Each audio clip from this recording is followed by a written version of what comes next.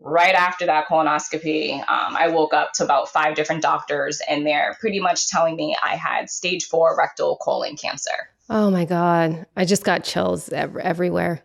LT, remind me, how old were you at this time when you were diagnosed? I was 30. 30 years old. Okay.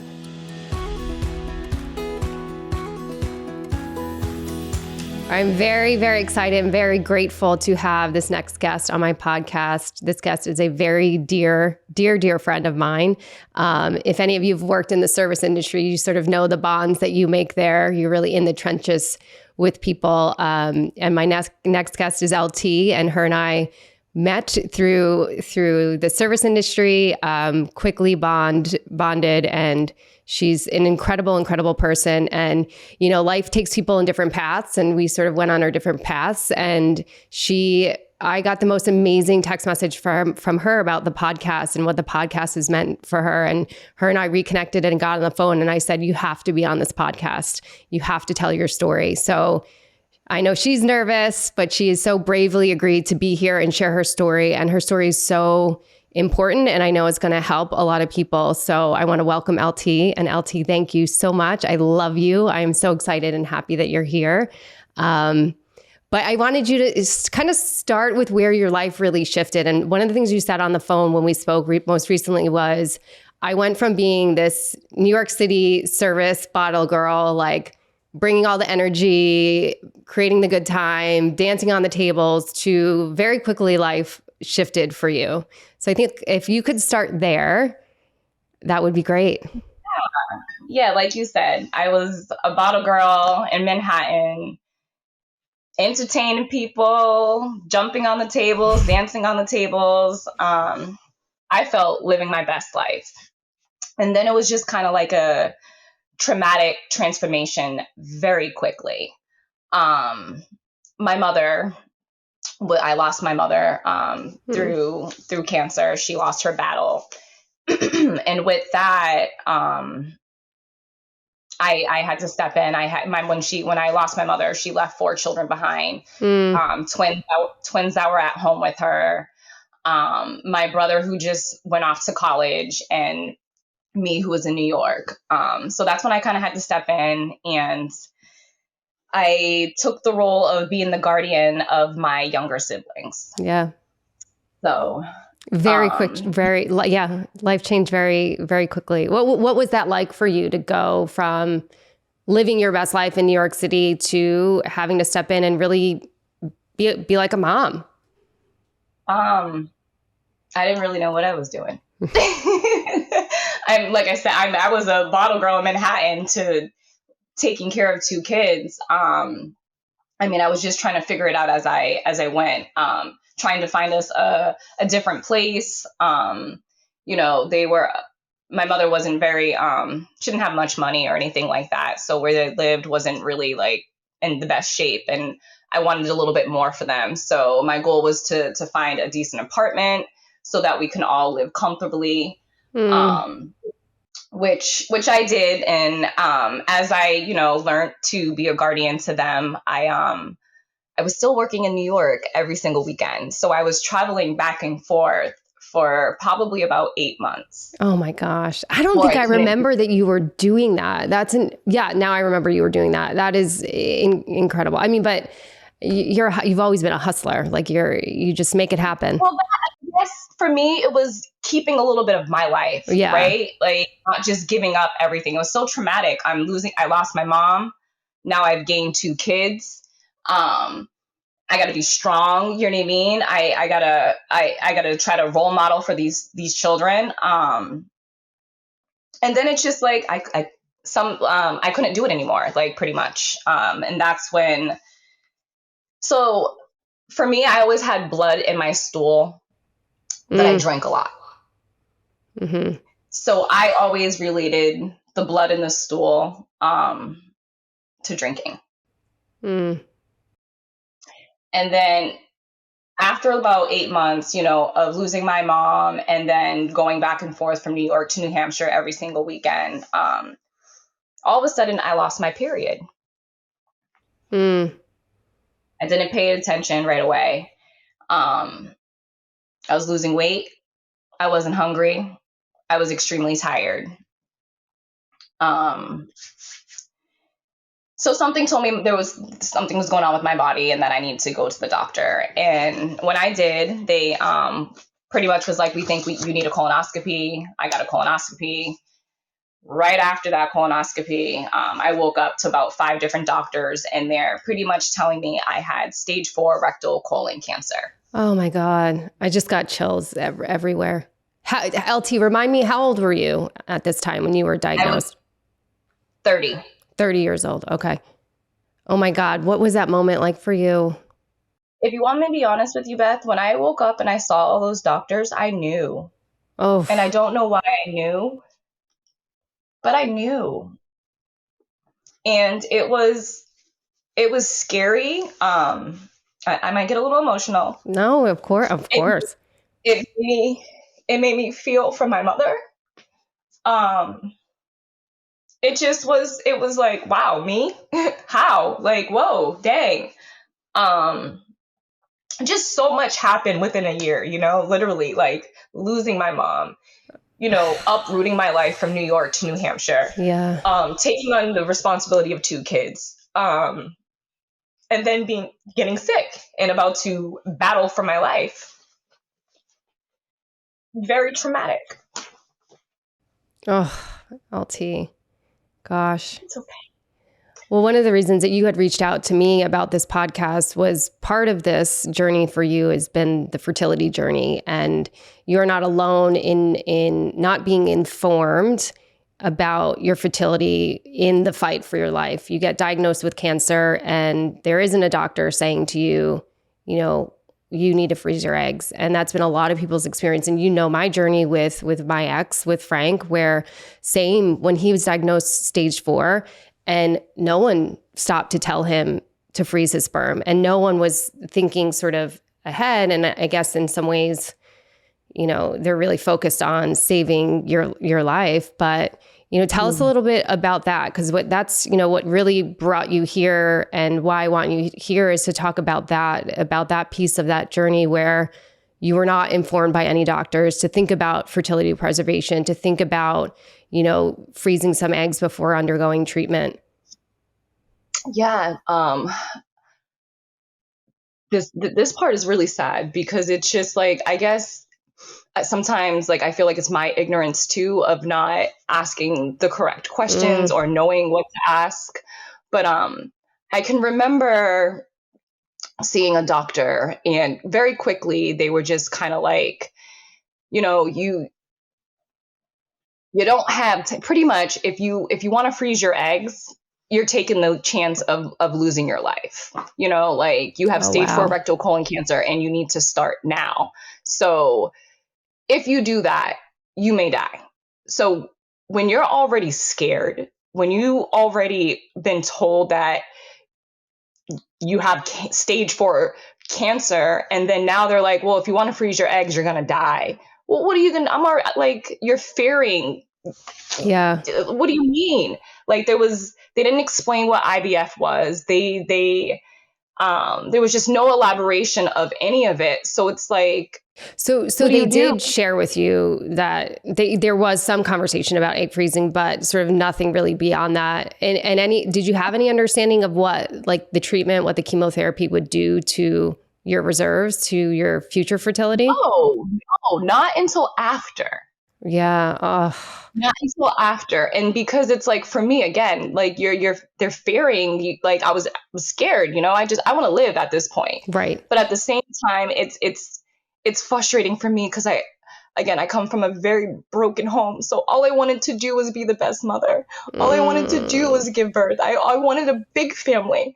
So it's like, but also when you're in a situation of like, there was no elaboration back. There was no understanding. I'll be honest, if I knew truly, I understood, I might have taken that risk. I think, yeah. Oh God. Yeah. Yeah. And that's obviously been your story and so many stories I hear from other women, not just in, sort of non-elective medical egg freezing journey, but the elective where the lack of information doesn't empower people to make choices in a time frame that would make them most successful. So not just for your journey, but others, other women finding themselves like at 38, 39, having no idea about their fertility health. And now they're at this point where it's declined. And to your point, like had somebody had a different conversation with you and said, okay, here it all is on the table. Like if we don't do this, you might have a very hard time or might not be able to have children. Maybe you would have made a different choice. It would have been totally different. The lack of education, the lack of just resources, the lack of everything. It's just the lack of, and they don't have that right. Like, this is my life. This is, you know what I mean? That's my right. But when I don't understand, and I'm just signing a paper, like it's wrong. And then here I am 4 or 5 years later, okay, trying to figure this out. And it's like, well, you're in early menopause and, we can't see your ovaries. If you want to try, we can try to build your uterine lining, but it's crazy. Yeah. So I guess that's like, go ahead. Sorry. Go ahead. No, you go ahead. My own, the OB, she just like, there was no hope from her. Like I had to seek out other doctors and other specialists and and I kept going for a while. Well, I'll let you ask me. You might get there. I mean, you're already jumping into it. I think, so you're not well informed. You start this battle to save your life, which you did. You're incredibly strong and incredibly brave. I mean, everything that you've been through, and you are cancer free. But yes. Ugh. But yeah, just you've started to jump into, but what was it like post cancer trying to be a mom, trying to have a child? I know you've been on such a journey trying to figure that out. Yeah. Well, I think once I feel like I got stronger and, maybe like somewhere around like 34, that's when I was starting like, okay, what's going on with my fertility? What, like, am I going to be able to have babies? And that's when I started to kind of ask my doctor questions, and she just wasn't very hopeful. So then I kind of, I started birth control. Birth control always helped me like gain weight. It always, it helped in that sense. And they thought maybe if it could help bring back a period, it could help me probably something. I don't know what they were looking for, but they were trying to look for a period, which did happen. But we didn't do too much with that. So anywho, let's just jump back into like when I met John Michael, my boyfriend, my partner. It was really when I met him, when I was like, okay, how he wants kids, I want kids. Like I'm 35, he's 30, we're grown now, like I got to figure this out. So I went to one specialist and we started some treatments. We started some treatments, not actually like just like pills and stuff like that, trying to build a uterine lining, try to do things of that sort. And it didn't work. And then I saw a specialist in Brigham and Women's in Massachusetts, and she really had a lot of hope for me. And we started again trying to build my uterine lining, trying to, get things going, and nothing is really working for me at the moment. So it's really discouraging, but I'll also tell you, you have to be in a very healthy place. And so I started this last year, and with the job that I had, they weren't very understanding. Like I was getting up at like 4:00 in the morning, driving to Boston. I live in New Hampshire. It would take me about an hour and a half, hour and 45 minutes each day. I'd be in Boston for 2 hours. I'd be late for work about an hour and a half, almost like 2 or 3 times a week. So going to Boston for these treatments to meet the doctor? Yes. Okay. Yes. Yeah. Like 2 or 3 times a week for probably about 6 weeks. And I feel like I was really stressed out though too. And I think when you're not in a calm place or relaxed place and having support in all areas, it doesn't help you For sure. be where you need to be. And you have to be like, you have to have support. You have to be eating healthy. You have to be sleeping well. You have to be doing all these things to get you for this fertility to work. And so for me, I think that I wasn't really in that place last year. So I think that, I mean, and this could be me just having like false hope, I don't know. I hope not, because I'm going at it again. You best believe that. Of course you are. Of course you are. Of course you are. You have to have hope. And, Shelly and I were talking about this before we started filming today, like just that hope piece. And when I was sharing with her what we were going to be talking about, I did share the piece about Frank. And, a doctor walked into his office and says, you're going to die, right? And he just said, nope. And it was his mentality and it was his hope and it was his faith that really, really saved his life. And of course you're going back at it because that's just who you are. And I think everything that you're saying about just the health piece of it, because fertility, whatever the journey is or whatever version of it that you're going through, it in and of itself is so emotionally heavy and stressful. And you have to have all those other things in place to just hold you up while you're trying to navigate that. So this Agreed. is your focus now. You're building your supports, building your health. Yes. Building my house so that come 2024, I can go at this again. I've gained a few pounds. That was part of like my issue is that I couldn't gain a pound like for the life of me. But for the past like 3-4 months, I've gotten to it's kind of sad, but my normal weight was always like 98 pounds. I've always been just like 98 and I couldn't get past 95 for years. So you're okay. But you got to celebrate those wins. That's a huge, huge deal. That's a huge deal. It is. It's just to see myself gaining, to see myself healthier, to see myself happier, to see myself in a better place gives me hope of when I go after fertility again, that there's a better chance. Yeah. Which, I might have to use my sister's egg. That's another thing. If they can't do anything with mine or my sister has offered. That's hers. Beautiful. That is beautiful. Yeah. And I think that speaks to this idea that there's all these different ways and there's all these different options if you want to be a mother. And we had an amazing doctor on the first season that said, if you really want to be a mother, that there are ways to do it and just the optionality of that, or maybe letting go of the picture or the way that you thought it was going to happen and opening yourself up to other ways. And what a beautiful thing for your sister to offer that to you. Yeah, it is. There are other beautiful ways, but it's hard because you want your own. Yeah, for sure. And so for me, that's another really hard piece is just wanting my own and knowing that there's that option. But like, what else? It's the fear of raising someone, loving someone, and then they get to an age and they find their other, their biological parent and you aren't.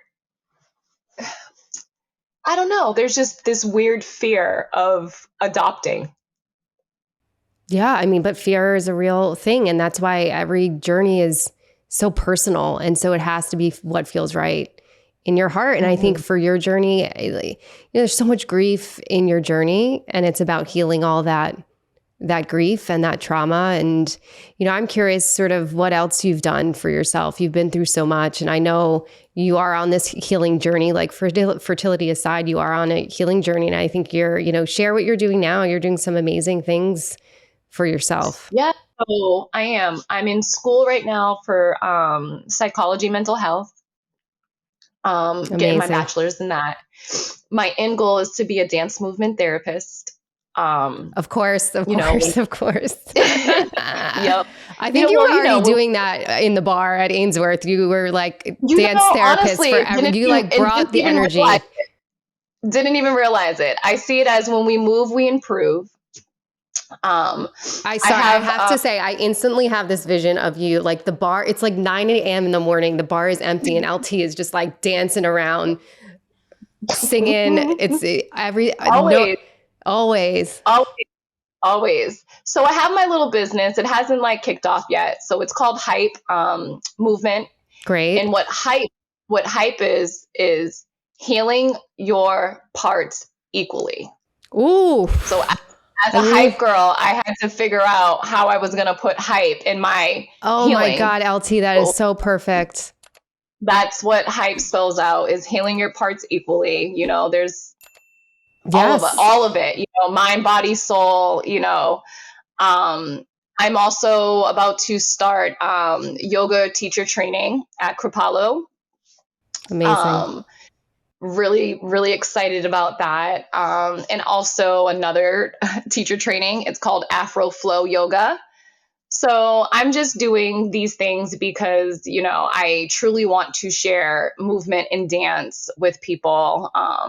There's no wrong or right way. There's no right rhythm. It's just, like I said, when we move, we improve. And I think it's important that we connect with our body and our mind, and just moving is really connecting with the body, and it's also releasing trauma. And I think more people need to realize that, again, there's no right or wrong way when you move. Just feel good. Oh my gosh. I am so incredibly proud of you and proud of everything. Like, again, like we were in the trenches together. There were some like wild times, but we really like hard times. I think everyone just connected there and loved each other so much in that place. And just to see where you are now, to see what you've been through, like I am so incredibly proud of you. So incredibly proud of you. Ditto. Ditto. I see you too. I see. Thank you. You know, honestly, thank you for what you're doing. You've always been an amazing soul. You've always been LT, thank you. Just love, you know, you've always been love, Beth, always. And just seeing people for who they are, and the beauty in them, and just always wanted to make a difference. And the difference that you're making right now it's incredible. Like, we need this. We need what you're doing. And, you know, if the women who are out there listening to this, if you found Quiet the Clock, you found support, you found your circle, like you found it. And we need to spread this awareness. We need to keep getting resources and giving resources. You know, we need to stick together. We need to know that we all are going through this, just different experiences, you know, but very relatable. And thank you. Well, my gosh, thank you for being here and sharing your story. It's so brave, and I know it's going to help so many women. And, you know, before we wrap up, just any last things that you can share with the audience. Where did you go?